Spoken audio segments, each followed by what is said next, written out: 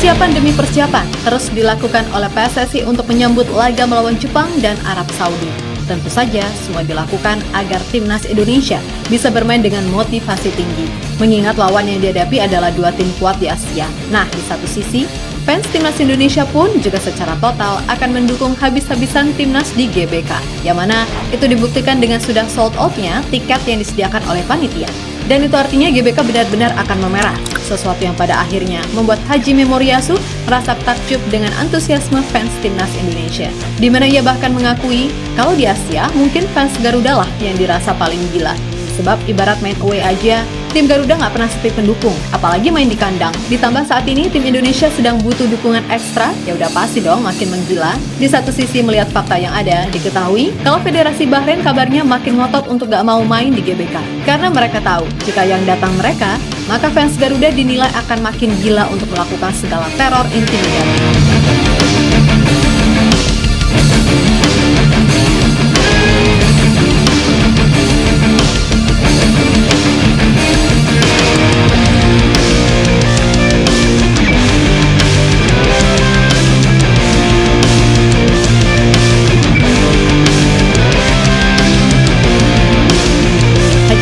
Mengaku sangat gak habis pikir dengan fanatisme supporter timnas Indonesia. Sebab gak butuh waktu lama usai pengumuman tiket dibuka, secepat itu tiket langsung sold out. Yap, tanggal 2 November kemarin PSSI mengumumkan jika tiket antara Indonesia melawan Jepang telah resmi dijual. Dan diketahui, dari segi harga cenderung lebih murah dibandingkan saat melawan Australia kemarin. Di mana tiket termahalnya seharga Rp1.400.000, sementara yang paling murah seharga Rp240.000. Tentu saja ini menjadi kabar baik bagi fans Garuda yang ingin menonton langsung ke stadion. Gak cuma itu aja, mulai bulan ini PSSI juga membuat gebrakan, yakni penerapan Garuda ID untuk setiap pembelian tiket. Jadi sebelum membeli tiket, fans harus mendaftar Garuda ID terlebih dahulu. Tujuannya adalah untuk menghindari beberapa kecurangan yang tidak diinginkan, entah itu dari calo dan lain-lain. Dan cuma berselang kurang lebih 3 hari, tiket Indonesia versus Jepang diketahui ludes terjual, yang mana artinya akan ada sekitar 70 ribuan supporter yang datang ke GBK. Maka dari itu, bisa dijamin kalau nanti GBK akan full merah, sehingga harapannya motivasi pemain untuk tampil habis-habisan jadi meningkat.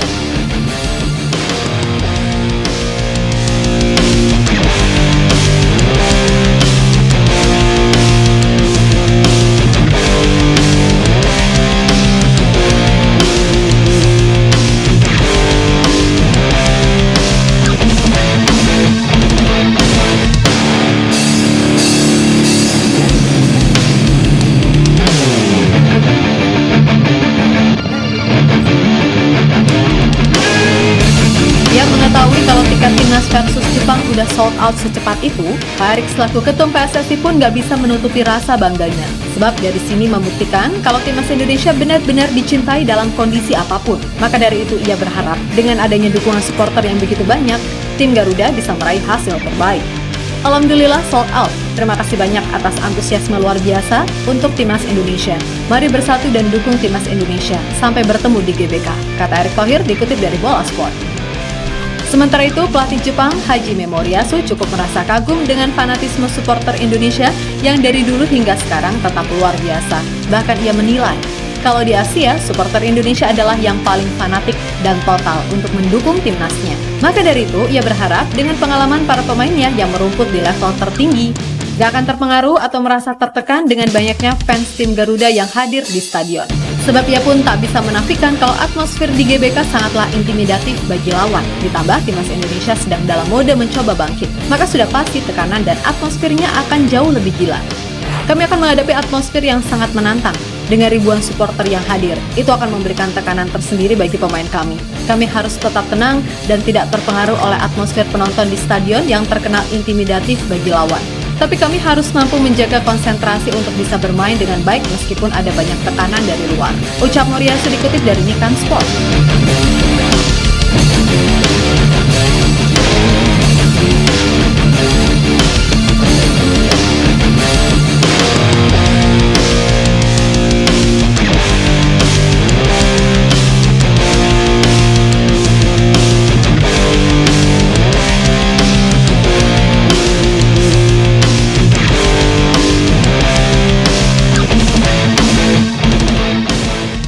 Yap, di satu sisi mengetahui fakta yang ada, diketahui Bahrain kabarnya makin takut untuk datang ke GBK Maret 2025 nanti. Sebab pastinya, kesan intimidatif akan mereka dapatkan secara lebih, mengingat beragam kontroversi yang udah terjadi. Yap, sekali lagi Bahrain kabarnya masih coba untuk melobi AFC untuk menggelar laga di tempat yang netral. Namun pastinya PSSI nggak akan membiarkan itu karena FIFA pun sepertinya tetap akan memastikan laga melawan Bahrain digelar di GBK. Jika Bahrain nggak datang, ya udah out, sesimpel itu. Masalahnya kita harus ingat, akhir Maret bertepatan dengan momen mudik. Takutnya GBK jadi nggak seramai itu karena ditinggal mudik. Namun nggak menutup kemungkinan juga kalau momen itu justru akan menjadi momen yang pas menghabiskan waktu liburan. Intinya kita tunggu aja kebijakan soal itu. Yang penting adalah sekarang ini, gimana caranya semua elemen timnas mulai dari federasi, pelatih, pemain, staf, hingga supporter bisa bersatu untuk meraih hasil maksimal melawan Jepang dan Arab. Karena bisa jadi, kalau kita meraih hasil bagus, maka keyakinan para pemain grade A untuk bergabung pun makin tinggi gitu loh. Sebab gak munafik kalau banyak pemain grade A yang ada sekarang mau bergabung ke timnas Indonesia, salah satu alasannya ya melihat peluang tembus Piala Dunia. Untuk itu, sekali lagi ayo fight habis-habisan, kan gitu.